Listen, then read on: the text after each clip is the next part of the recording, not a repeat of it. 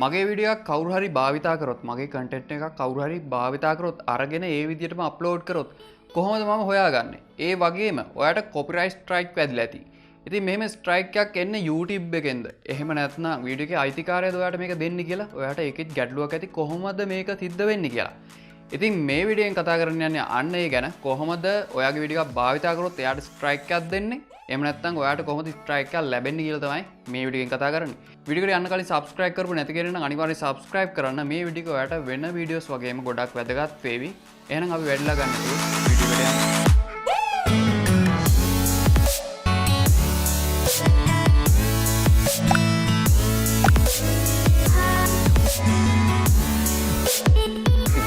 සුබ දවසක්. සාදරයෙන් පිළිගන්නවා නැවතත් මගේ YouTube channel එකට.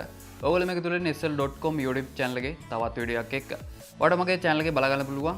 tech gear review කරනවා, ඒ වගේම camera tutorials, ඒ වගේම YouTube එකට උදව්වක් වෙන සියලු videos ඔයාගේ channel එක grow කරගන්න පුළුවන් සියලු videos මගේ channel එකෙන් ඔයාලට බලා ගන්න ලැබෙනවා.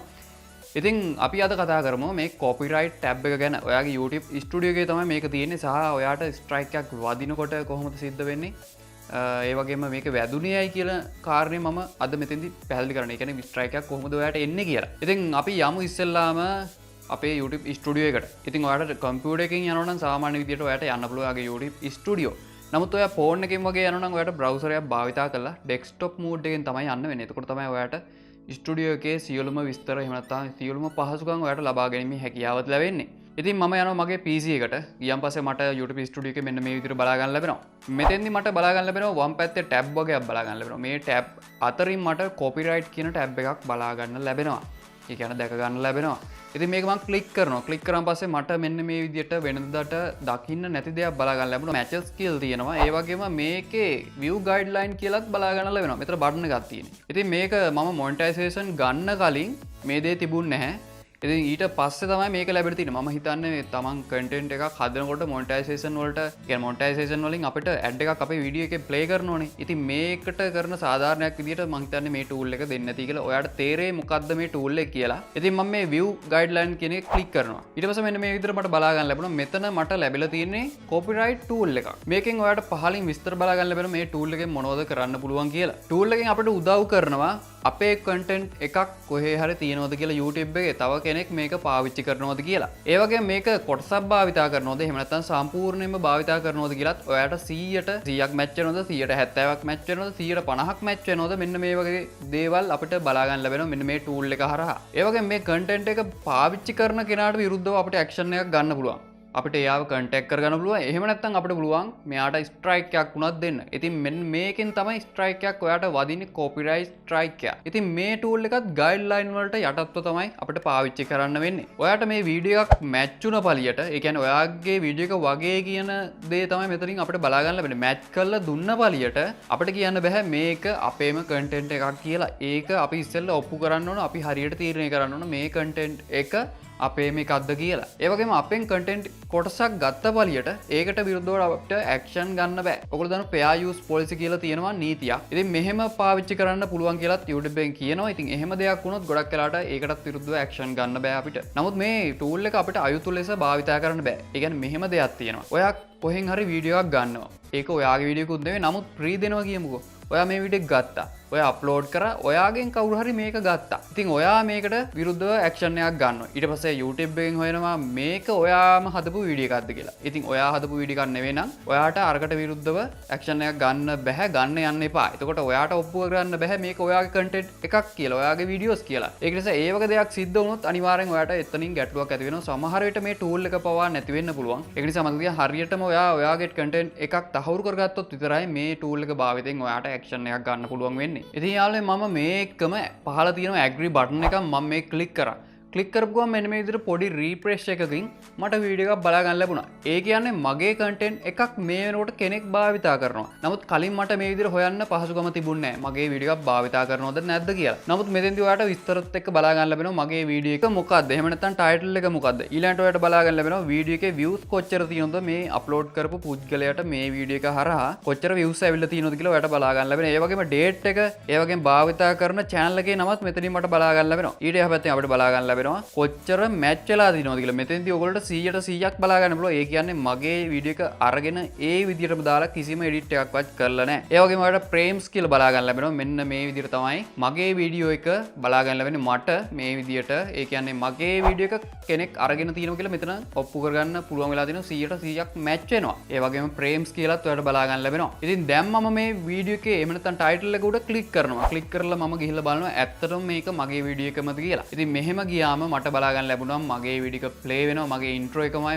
මගේ channel එකේ නමක් තියෙනවා. ඉතින් මේක මගේ වීඩියෝ එකක්. ඉතින් නැවතත් මම YouTube ස්ටුඩියෝ එකට ආවා. වීඩියෝ එක ඉස්සරහා තියෙනවා චෙක් බොක්ස් එකක්. මම මේක චෙක් කරා. ඊට පස්සේ ඔයාලට බලා ගන්න ලැබෙනවා උඩින් ඔප්ෂන් වගේක් අපිට පෙන්වන්න කරනවා. RQ කියලා තියෙනවා. ඒ වගේම අපිට තියෙනවා රික්වෙස්ට් එකක් දෙන්න පුළුවන් මේක රිවිව් කරන්න. ඊටත් එහා පැත්තෙන් අපිට පුළුවන් channel එක contact කරගන්න. ඉතින් මේ තුනෙන් ඔයාලට කැමති තීරණයක් ගන්න පුළුවන්. ඔයාලට පළවෙනි තීරණය ගත්තොත් ඔයාට මේක යනවා මේ RQ කියන ටැබ් එකට. ඉතින් මේක ඔයාට නැවතත් ගන්න පුළුවන්. මේක පස්සේ දිනුනත් ඔයාට මේක ගැන පිළිබඳ ඇක්ෂන් එකක් ගන්න පුළුවන්. ඉතින් ඊළඟට ඔයාට බලා ගන්න ලැබෙනවා රික්වෙස්ට් රිවිව් කියලා. ඉතින් මෙතෙන්දී ඔයාට පුළුවන් අර ගයිඩ්ලයින් පැත්තට. ඒ කියන්නේ ඔයාට මේකට විරුද්ධව තීරණයක් ගන්න පුළුවන්. ඉතින් අවසානට ඔයාට බලා ගන්න ලැබෙනවා contact channel කියලා. මම මේ වීඩියෝ ගැන කිසිම දෙයක් ඒ කියන්නේ එකපාරට යාට මුකුත් කරන්න ගියේ නැහැ. ඒ කියන්නේ වීඩියෝ එක ඩිලීට් කරන්නවත් ස්ට්‍රයික් එකක් දෙන්නවත්. මම කරදේ මේ contact කරගන්න ගියා යා. ඒ කියන්නේ contact channel කියලා තියෙනවනේ මෙතන. මම මේ ක්ලික් කරා. ක්ලික් කරාම මට මෙන්න මේ විදිහට වින්ඩෝ එකක් බලා ගන්න ලැබුණා. මෙතන මට මගේ ඊමේල් එක දෙනකොට පහළනුත් ඊමේල් එක ඇඩ් වෙනවා ඒගොල්ලෝ බලා ගන්න ලැබෙනවා ඇති. ඉතින් මේ හරහත් එයාට කැමති නම් මාව contact කරගෙන අයින් කරනවා කියලා එකගතාවයකට එන්න පුළුවන් කතා කළා. කොහොම වුණත් මම මේක send කියන බටන් එක පහළ තියෙනවා. මම මේක ක්ලික් කරා. ක්ලික් කරාන් පස්සේ මේක මෙතනින් නැති වුණා. දැන් මේක මෙතන නෑ කියන්නේ message කියන ටැබ් එකේ තමයි තියෙන්නේ. මම මෙතෙන්ට යනවා. ගියන් පස්සේ මෙතන බලා ගන්න ලැබෙනවා මට ඒ වීඩියෝ එක. දැන් මෙතන අපි ටික දවසක් බලනවා එයා අර ඊමේල් එකට එහෙම නැත්නම් ඒ පණිවිඩයට ඒ යවපු දෙයට උත්තරයක් ලැබෙයිද කියලා. ඉතින් මම දැනටමත් ඒක යවලා තියෙන්නේ. එහෙම නැතුනොත් අපිට පුළුවන් මෙන්න මේ messages කියන එක යටතේ තියෙන ඒ වීඩියෝ එක ඔයගොල්ලන්ට දකුණු අත පැත්තෙන් කොනෙම බලා ගන්න ලැබෙනවා 3 dot option එක. මේක ක්ලික් කරාම ඔයාලට මෙන්න මේ විදිහට option තුනක් බලා ගන්න ලැබෙනවා. ඉතින් මේ option තුනෙන් මම පළවෙනි option එක තේරුවොත් ඕගොල්ලන්ට මෙන්න මේ විදිහට බලා ගන්න ලැබෙනවා. මේ විදිහට මගේ වීඩියෝ ප්ලේ වෙනවා. ඉතින් මෙතනින් මට බලා ගන්න පුළුවන් මේක මගේම වීඩියෝ එකද කියලා. ඒ වගේම මගේ වීඩියෝ එකේ link එක මම පහළ description එකේ දාලා දිනවා. ඔයාලට පුළුවන් මේ වීඩියෝ එක ගිහලා බලන්න. මම මෙතන දෙවෙනි option එක skip කරනවා. ඒ වගේම තුන්වෙනි option එකට යමු. තුන්වෙනි option එකට ගිහලා බලමු අපිට මෙයාට විරුද්ධව මොනවද කරන්න පුළුවන් කියලා. එහෙනම් මම දැන් මේ ක්ලික් කරනවා. ක්ලික් කරාම ඔයාට මෙන්න මේ විදිහට තමයි බලා ගන්න ලැබෙන්නේ. ඉතින්ලාම ඔයාට බලා ගන්න ලැබෙනවා මගේ වීඩියෝ එක ගත්තු පුද්ගලයාගේ විස්තරات එක්ක මෙතන වීඩියෝ එක පෙන්නනවා. ඒ වගේම දෙවෙනියට පෙන්නනවා මගේ content එක. ඉතින් ඒ වගේම පහළට ගියොත් එහෙම copyright ඕනා කියලා මෙතන අපිට ෆීල් කරන්න තියෙනවා. මෙතන සත්‍ය තොරතුරු තමයි අපි දෙන්න ඕන. ඉතින්ලාම අපිට බලා ගන්න ලැබෙනවා myself කියලා. මේක ඒ විදිහටම තියෙන දෙන්න. ඒ වගේම channel name එක අහනවා. මම මගේ channel එක name එක දෙනවා. ඒ වගේම phone number එක අහනවා. ඒ වගේම select කරලා තියෙන ඔටෝම දැනට මගේ email එක. ඒ වගේම ඔයාලට තවත් email එකක් දෙනවා නම් private email එකක් තියෙනවා නම් දෙන්න පුළුවන් මේ පහලින්. ඊට පස්සේ ඔයා උඩට ගියා මෙන්න මෙතන බලා ගන්න මෙතෙන්ට ඔයා දෙන්න ඕන ඔයාගේ මොකද්ද මේ වීඩියෝ එකේ තියෙන්නේ. මගේ නම් මේක සම්පූර්ණ වීඩියෝ එක. සමහරට ඔයාට මෙතන දෙන්න පුළුවන් ඔයාගේ ආර්ට් වර්ක් එකක් තියෙනවා ඒක දෙන්න පුළුවන්. එහෙම නැත්නම් ඔයාගේ logo එක copy කරලාද? එහෙම නැත්නම් ඔයාගේ original music එකක් අරගෙනද? එහෙම නැත්නම් වෙනත් මොකක් හරි අරගෙන වෙන්න පුළුවන්. ඒක ඔයාට මෙතනින් දෙන්න පුළුවන් මොකද්ද කියලා. මම මෙතන වීඩියෝ කියලා දෙනවා. මොකද මගේ මේ වීඩියෝ එක නිසා. ඒ වගේම ඔයගේ රට තෝරන් තියෙනවා, ඇඩ්‍රස් එක සහ ෂිප් කෝඩ් එක දෙන්න තියෙනවා. මේ ඔක්කොම දෙන්න. මෙතන අපිට ඔප්ෂන් දෙකක් තියෙනවා. මෙතන පළවෙනි ඔප්ෂන් එක තේරුවොත් එහෙම එයාට දවස් 7ක් දෙනවා. දවස් 7න් එයා වීඩියෝ එක ඩිලීට් කරන්න ඕන, අයින් කරන්න ඕන. එහෙම නැත්නම් එයාට සිද්ධ වෙන්නේ කොපිරයිට් ස්ට්‍රයික් එකක් වදිනවා. ඒ වගේම වීඩියෝ එකක් ඩිලීට් වෙලා යනවා. ඉතින් ස්ට්‍රයික් එකක් එයාට අවශ්‍ය නැත්නම් එයාට පුළුවන් මේක වදින්න කලින් දවස් 7ක් ඇතුළත මේක අයින් කරන්න. දෙවෙනි ඔප්ෂන් එක ඔයාට තියෙනවා සාමාන්‍ය ඔප්ෂන් එක. මේක අපිට මේක දුන්න ගමන් වීඩියෝ එක ඩිලීට් වෙනවා. ඒ වගේම ස්ට්‍රයික් එකක් ඒ පුද්ගලයාට යනවා. ඉතින් මේක මම මෙතනදී තාම ක්‍රියාත්මක කරේ නැහැ. මම තාම එයාව කන්ටැක්ට් කරා විතරයි. ඉතින් ඉදිරියේදී බලන්න වෙනවා මට මොකද්ද කරන්න කියලා. මෙතන ඇග්‍රීමන්ට් එකක් තියෙනවා. මේ ඔක්කොම ටික ඔයා දෙන්න. දීලි වෙරලා ඔයාට පහළ තියෙනවා සිග්නේචර් කියලා. මෙතන ඔයා දෙන්න ඕන ඔයාගේ සත්‍ය නම full name කියලා ඉල්ලලා තියෙනවා. මෙතන මම මගේ නම දෙනවා. ඊට පස්සේ ඔයාට උඩින් බලන්න ලැබෙනවා submit කියලා බටන් එකක්. මේක ක්ලික් කරන්න. දැන් මේක YouTube එකෙන් බලනවා. බලලා ඉවරලා මේක සත්‍ය නම් YouTube එක මේ මම ඉල්ලපු දේත් එක්ක ක්‍රියාත්මක වෙනවා. ඉතින් යාළුවනේ මට තිබුණා කෙලින්ම යාට ස්ට්‍රයික් එකක් දෙන්න. එහෙම නැත්නම් දවස් 7ක් එහෙම නැත්නම් එවලෙම උනත් අයින් කරලා ස්ට්‍රයික් එකක් දෙන්න පුළුවන් වීඩියෝ එක ඩිලීට් වෙන්න දීලා. නමුත් මම ඒක කරේ නැහැ. මම කන්ටැක්ට් කරගන්න යාට ඊමේල් එකක් යවුවා. අර ඔයගොල්ලෝ දැක්ක මම කොහොමද කන්ටැක්ට් කරේ කියලා channel එක. ඉතින් ඒ විදිහට ඒක බලලා යා තීරණයක් ගත්තොත් හරි. එහෙම නැත්නම් ඉතින් මට ඊළඟ පියවරට යන්න වෙනවා. මොකද මම මහන්සියලා හදන වීඩියෝ එකක කවුරුත් ඒ වීඩියෝ එක අප්ලෝඩ් කරලා භාවිතා කරනකොට මම කැමති නැහැ. ඉතින් ඒක ඔයගොල්ලෝ උනත් කැමති නැහැ තමන් මහන්සි වෙලා හදන වීඩියෝ එක තව කෙනෙක් ගන්නකොට මේ වීඩියෝ එක එහෙම් පිටින් එයා දානවා කියන්නේ ඒක ප්‍රශ්නයක් ඇත්තට. මේක කොටසක් භාවිතා කරලා තිබුණා නම් මට ගැටලුවක් නැහැ. නමුත් මේක එහෙම්මම අරගෙන එයා අප්ලෝඩ් කළා. ඉතින් ඒ වීඩියෝ එකත් මේ කොපිරයිට් ගැන කරන වීඩියෝ එකක්. එයා ඒක බලලා ඒකම අරගෙන අප්ලෝඩ් කළා එයාගේ channel එකට. එයාට මම ඉතින් වෙලාව දීලා තියෙන්නේ. ටික කාලයක් බලනවා මම ඊට පස්සේ වීඩියෝ එක අයින් කරන්න වෙනවා. ස්ට්‍රයික් එකක් ඉතින් ඉබේම වදිනවා. මට එහෙම නොකර ඉන්න පුළුවන් නම් හොඳයි. ගොඩක් වෙලාවට මම ඩිලීට් කරනකොට ඉබේම වදිනවා. එයාට ස්ට්‍රයික් එකක් කොපිරයිට් ස්ට්‍රයික් එකක්. ඉතින් මොකද හිතන්නේ මේ වීඩියෝ එක ගැන? වීඩියෝ එක හොඳ නම් අනිවාර්යෙන් ලයික් එකක් දාන්න, subscribe කරන්න මාව. ඊට හැප තියෙන bell icon එක click කරොත් ඔයාලට පුළුවන් දිගටම මගේ වීඩියෝස් වල අප්ඩේට් බලා ගන්න. මේ වගේ වීඩියෝස් මම අප්ලෝඩ් කරපුවම ඔයාලට පණිවිඩයක් ලැබෙනවා. ඒ වගේම share කරන්න කැමති නම් විතරක් යාළුවන්ටත් බලා ගන්න. කමෙන්ට් කරන මේ වීඩියෝ එක පිළිබඳ ප්‍රශ්න සමහරට චෝදනාත් ඒ මේකෙන් කමෙන්ට් එකේ කමෙන්ට් කරන්න. ඒ වගේ මේ වගේ තවත් වීඩියෝ එකකින් හමු වෙනතුරු සුබ දවසක්.